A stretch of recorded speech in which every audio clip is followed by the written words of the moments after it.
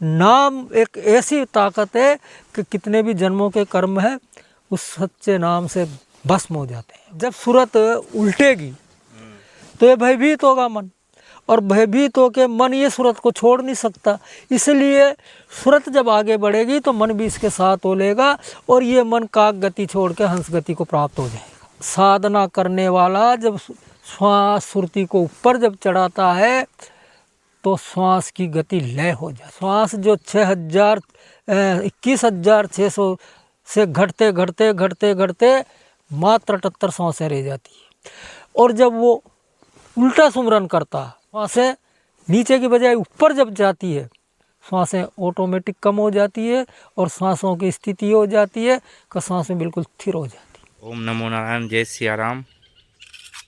और सत्संग के लिए चलते हैं।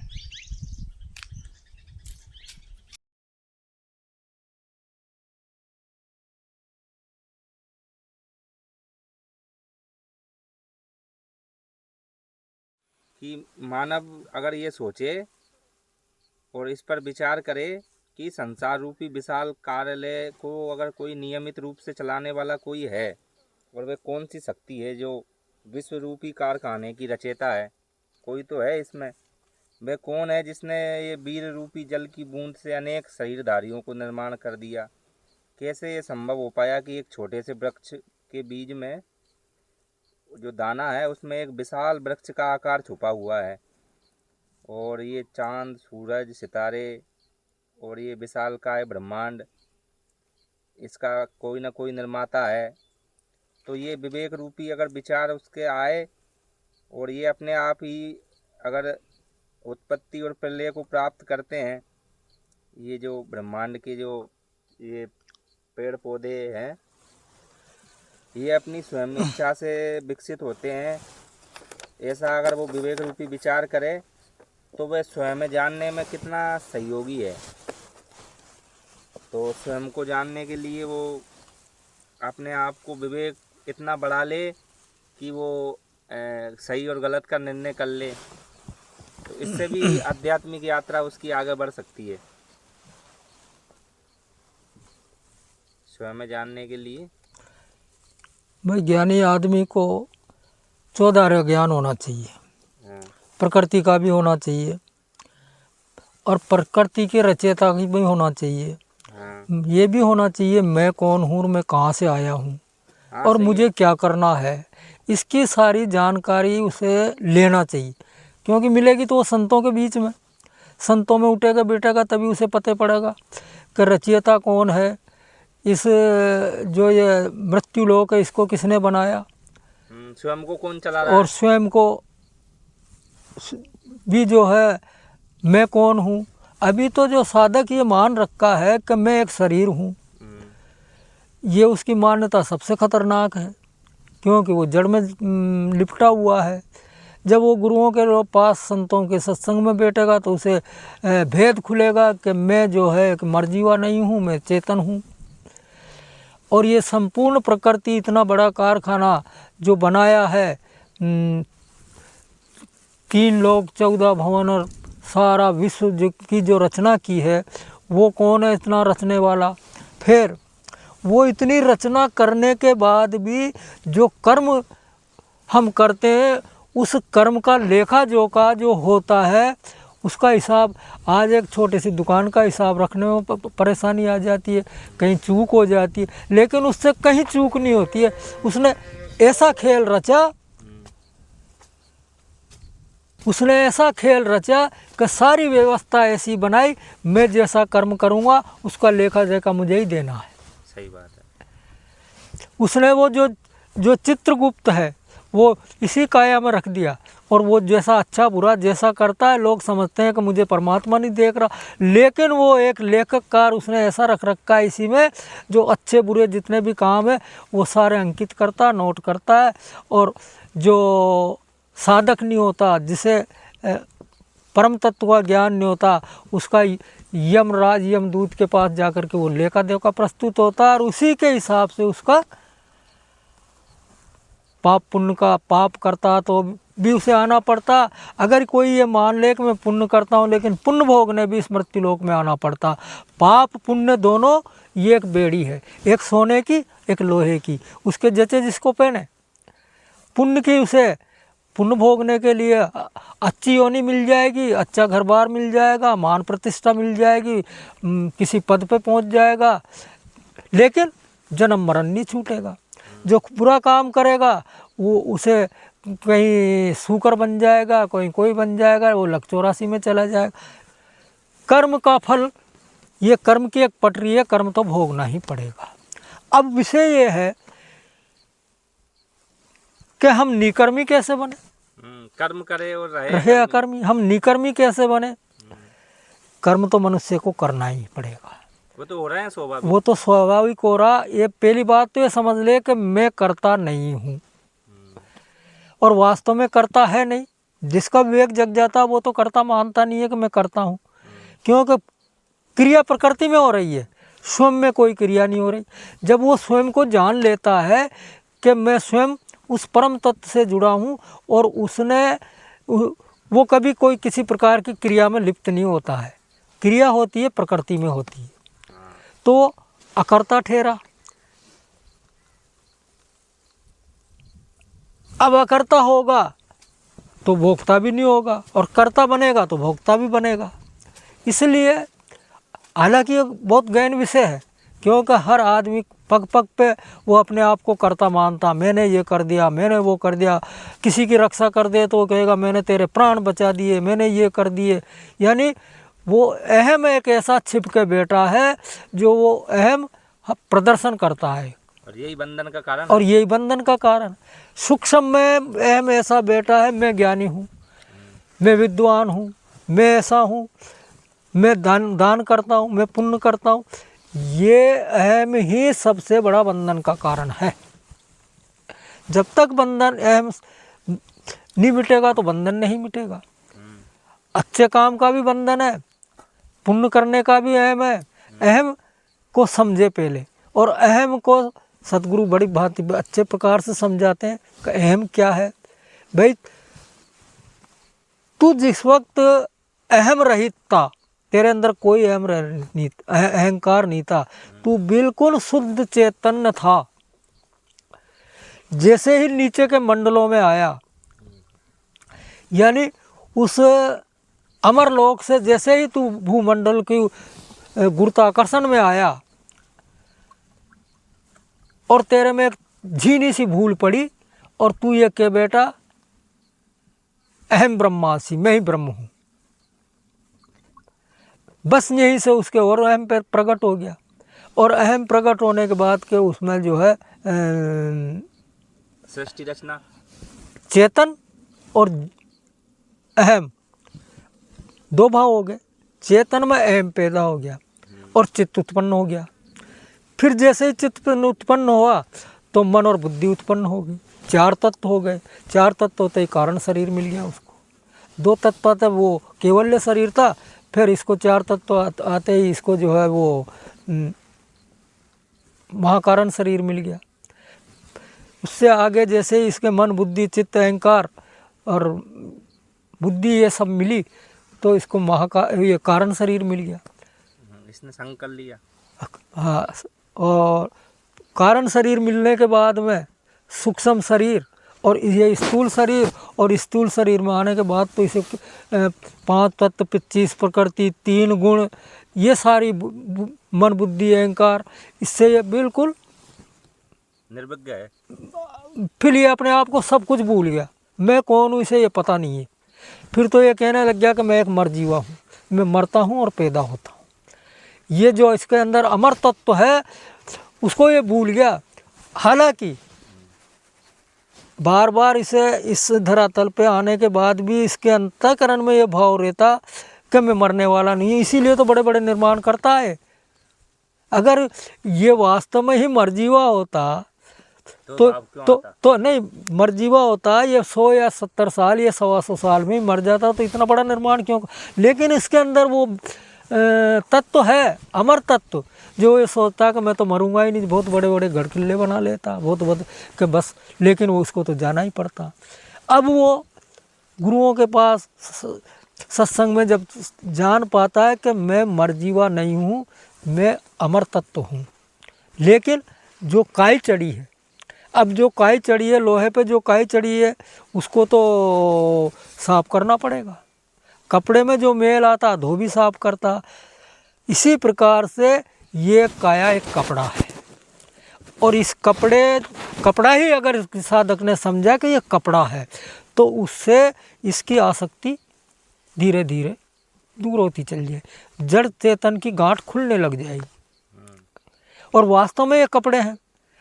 गीता में भी अर्जुन ने कहा, भाई साहब की बात नहीं माने तो कोई अर्जुन की गीता को उठा के देखे, अर्जुन से कहा कि अर्जुन ये अपन ने कपड़े पहन रखे हैं, ये महाभारत में जितने भी खड़े हैं राजा महाराजा, ये सब इनने कपड़े पहन रखे हैं। आत्म तत्व अजर और अमर है, उसका नाश नहीं होता। उसका कभी नाश किसी काल में नाश, मतलब किसी काल में, तीनों काल में नाश नहीं होता है। और वही अपन है, और वही हर जीव वही है, वो चाहे किसी भी योनि में, लेकिन वही है। इस भेद को समझने वाला सूक्ष्म भेद से या गुरुओं के द्वारा इस भेद को जानने के बाद उसे फिर ये भय पैदा होता है कि मैं इस लक्ष्य 84 में नहीं चल जाऊं। जब ये समझा कि मैं ये सारा जो है ये फिजूल का है, और फिजूल की समझ के जब फिर वो रास्ता तलाश करता है कि मैं इससे बचूं कैसे, तब वो आत्म तत्व की ओर फिर वो आत्म तत्व ऐसा गुरुओं की ढूंढता है कि मुझे वो गुरु मिले जो इस जन्म मरण से बचा दे। अगर उसके ये भाव नहीं आया तो आता रहेगा, जाता रहेगा, मरता रहेगा, जन्मता रहेगा, उसे कोई बचाने वाला नहीं। हाँ, तो सबसे बढ़िया है वो स्वयं को जाने, और स्वयं को तो तभी जानेगा नहीं जब वो इस सारे घटनाक्रम को सत्संग में उठते बैठते, यानी उसके पूर्व जन्म के कोई ऐसे कर्म होंगे तो वो ऑटोमेटिक सत्संग में जाने लग जाएगा, और सत्संग में जाने लग जाएगा तो उसके थोड़ी सी रगड़ लगते, जिस प्रकार से पत्थर में अग्नि है लेकिन जिसे मालूम है वो अग्नि पैदा कर लेता है, इसी प्रकार से इस काया के अंदर वो परम तत्व है, लेकिन उसको प्रकट कैसे करना है। दूध के अंदर घी है लेकिन उसको प्रकट कैसे करना, बस वही कला है, और उस कला को सद्गुरु लोग देते हैं। जिसके पास वो कला, वो प्रकाश भी हो जाता, वो सब कुछ हो जाता, और वो भ्रम भी तोड़ देते हैं। लेकिन गुरु के शरण में जाना पड़ेगा, सत्संग सुनना पड़ेगा, इसके बगैर तेरा काम नहीं चलेगा। यही सब जीवों से प्रार्थना है। यही सूक्ष्म भेद है, यही सूक्ष्म भेद, काया का यही सूक्ष्म भेद है जो सूक्ष्म है। जिसने कायागढ़ को जीत लिया, समझ लिया कि ये 5 तत्व 3 गुण ये खतरनाक है, और मैं चेतन हूँ, मुझे इससे कोई वास्ता नहीं, कोई लेना देना नहीं। जो मन, ये मन बुद्धि चित्त अहंकार है, ये सूक्ष्म है, ये सूक्ष्म है, जड़ है, जिनसे जीव अनविज्ञ है, इन्हीं से जन्मविज्ञ है। भाई ये अपने आप को जब भूला और मन ने और भूल पटक दी, और मन ने इसको नाना प्रकार के प्रलोभन दे करके उस ओर से ध्यान हटा दिया, आज भी हटा हुआ है। जिसको सच्चा पक्का गुरु मिल जाता है उसी की कृपा से जो है इस संसार रूपी इस बाड़ी से उसका अलग होता है मन। हाँ, मन को निर्मल कर दे। अब मन, बहुत से कहते हैं कि मन को मारना, मन मरता नहीं है, मन की दिशा बदली जाती है। सही बात। ये मन बहुत, ये एक तरह से कौवा है, काग जैसे, इसकी बार बार भ्रष्टा पे थोड़ा सा कभी। आज हम देखते हैं कि संत महात्मा लंबे लंबे तिलक और कितने हजारों आदमियों को लेकिन जेल में सड़ रहे हैं वो। इसका क्या कारण है? क्योंकि मन को वो समझ नहीं पाए। मन बड़ा चंचल है, कभी भी बहक सकता ये कभी भी चोरी कर सकता है, कहीं भी कुछ अपद्रा कर सकता है। इसे सिर्फ और सिर्फ इसका एक ही इलाज है, वो है अजर नाम, नाम का स्मरण। वो नाम अक्षय नाम, सार नाम, उसके बगैर ये बल क्षीण नहीं होगा और न ही कर्म क्षीण होंगे। साहब ने एक युक्ति और बताई कर्मों को नाश करने की, ये जो नाम है, इस नाम से सारे कर्म अपने आप ऑटोमेटिक गल जाते हैं। जितने भी कर्म, जितने भी जन्मों के कर्म हैं, जिस प्रकार से एक किसी ने कोई 100 वर्ष की भी कुचरा डाल रखा रेवड़ी है, लेकिन उसमें एक चिंगारी पड़ते ही वो सब जल के भस्म हो जाती है। इसी प्रकार से नाम एक ऐसी ताकत है कि कितने भी जन्मों के कर्म है उस सच्चे नाम से भस्म हो जाते हैं।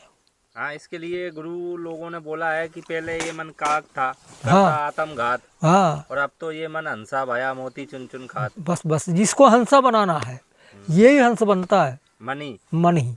तभी बोला है ये मन सूरत के संग हाँ, करने लग जाएगा फिर। बस ये सुरत के साथ इसकी जब सूरत उल्टेगी तो ये भयभीत होगा मन, और भयभीत होकर मन ये सूरत को छोड़ नहीं सकता। इसलिए सूरत जब आगे बढ़ेगी तो मन भी इसके साथ हो लेगा, और ये मन काक गति छोड़ के हंस गति को प्राप्त हो जाएगा। लेकिन सुरत को उल्टा करना पड़ेगा। अब सुरत वो पावर है, ये जो श्वासें जितनी भी चलती है ये तो काया में चलती है, सूक्ष्म शरीर को भी श्वास की आवश्यकता नहीं पड़ती है, और जितने भी शरीर है उनको श्वास की आवश्यकता नहीं पड़ती है। और यहाँ हमारे थोड़े से एक भी श्वास में अवरुद्ध होते हैं, भयभीत हो जाते हैं। साधना करने वाला जब श्वास सुरती को ऊपर जब चढ़ाता है तो श्वास की गति लय हो जाती है। श्वास जो 21,600 से घटते घटते घटते घटते मात्र 78 श्वासें रह जाती है। क्योंकि श्वास तो जब तक काया में जितनी स्थिति जड़ता होगी श्वासें उतनी चलेगी। जैसे कोई मेहनत करता है तो ज़्यादा चलती है, भोग विलास में और ज़्यादा चलती, और साधना सुमरन के टाइम श्वासों की गति कम हो जाती है, चाहे वो कैसा भी सुमरन करे। और जब वो उल्टा सुमरन करता, श्वासें नीचे की बजाय ऊपर जब जाती है, श्वासें ऑटोमेटिक कम हो जाती है और सांसों की स्थिति हो जाती है कि सांसें बिल्कुल स्थिर हो जाती है। वहाँ न सुषमना रहता है न चंद्र सूर्य रहता है, वो स्थिर हो जाती है। सम तन थिर मन थिर सुरत निरत थिर होए, तन थिर मन थिर वचन थिर सुरत निरत थिर होए, कहे कबीर व दास को कल्प न लागे। यानी उसको कोई समय नहीं लगता फिर ऊपर पहुँचने। तो पहले सबसे प्रथम यही है कि वो मन को समझे, सूरत को जाने, सूरत की दिशा बदले। सूरत की दिशा बदलोगे तो श्वास की भी दिशा ऑटोमेटिक बदलेगी। क्यों कि इस श्वास को चलाने वाला कौन है? चेतन सूरत। ये मन जितना भी नाटक करता है किसके द्वारा करता है? उसी के द्वारा। ये संपूर्ण प्रकृति जो चल रही है वो एक पावर, एक ताकत से चल रही है, जिससे ये समाज अनभिज्ञ है। जो संत उस लेवल के हैं वो तो सब कुछ जानते हैं, और बहुत से संत हैं उस लेवल पे। यानी हमारे को उस लेवल पे उठना पड़ेगा। ये जो काक गति है उस गति से उस लेवल पे चेतन जो सत्ता है उस लेवल पे जाना पड़ेगा, उसको समझना पड़ेगा। हमें संसार की जितनी इसमें जो आसक्ति है ये तो ऑटोमेटिक हो रहा काम। इसमें हम जबरदस्ती पचड़ा में डल रहे हैं कि मैं कर रहा हूँ इसको, मैं कर रहा हूँ इसको। हाँ, सहज भाव से जो हो रहा है वो तो सहज भाव से होगा, और होगा वो तो उसमें मतलब अपना। जैसे किसी ने एक किसान ने खेती करी, 2 किसान खेती कर रहे हैं, एक को ज़्यादा लाभ मिलता है, एक को कम लाभ मिलता है। इसका क्या कारण? मेहनत बराबर दोनों ने करी, लागत बराबर दोनों ने लगाई, लेकिन ये क्या है, ये कुछ कर्मों की और प्रकृति की देह, प्रकृति कर्मों के हिसाब से देती है। ये संपूर्ण संपदा जो है ये प्रकृति की है, इसमें मनुष्य का कुछ नहीं है। और मनुष्य क्या है? मनुष्य शरीर नहीं है, वो एक चेतन पावर है। यही समझ के सहज भाव में कर्म करता रहे, बस समर्पित होता रहे। तो अब बहुत से लोग ये समझते हैं कि यार मैं कर्म करूँगा, मेरे से कर्म की मना करी है, मैं दुकानदारी करता हूँ, झूठ बोलता हूँ, ये करता हूँ। भाई ये कर्म तुझे उधर पूर्ति के लिए करना है, और तेने जैसे कोई वस्तु 100 रुपये में खरीदी और तेरा सारा उसमें खर्चा लागत निकाल के तुझसे 125 में बेचता, तो ये कोई छल नहीं है। हाँ, ये कोई छल नहीं है।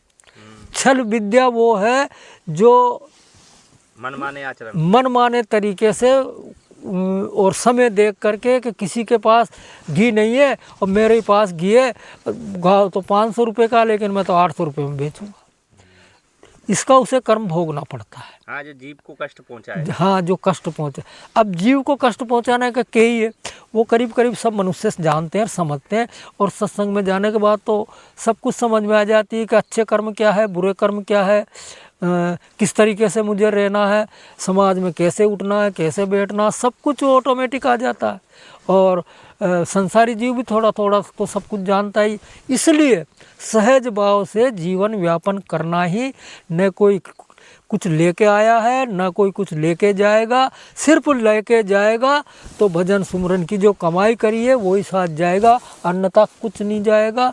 साहेब बंदगी सत्यनाम सत्य।